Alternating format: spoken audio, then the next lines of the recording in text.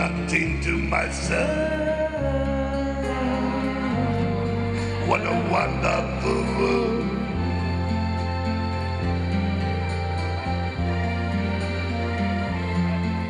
The colors of the rainbow, so pretty in the sky, are also on faces. Oh, people go. Un fine settimana all'insegna del nostro territorio, il Bardolino incontra la nostra montagna, incontra la Lessigna, una manifestazione, 1 o 2 giorni molto interessante che riuscirà sicuramente a stuzzicare l'attenzione dei nostri turisti. Proporremo ovviamente il loggiato del Bardolino, oltre a 20 cantinieri andranno ad offrire, a proporsi al grande pubblico non solo il villaggio del turismo e la Vela del Gusto, tante manifestazioni a corollario. La nostra convinzione è quella che unire la promozione turistica e la promozione enogastronomica del nostro territorio sia ovviamente una cosa estremamente sensata. Il nostro intento è quello di proporsi all'estero nel modo più articolato possibile, e questa grazie alla grande collaborazione che esiste con i consorzi di produzione dei vari ovviamente prodotti dei nostri veronesi e con le varie municipalizzate del nostro territorio che ci danno una mano ad organizzare questa grande manifestazione. Da non dimenticare, ovviamente tutto il ricavato di questa manifestazione andrà in beneficenza, e quindi anche in questo momento credo che sia una bellissima cosa da ricordare.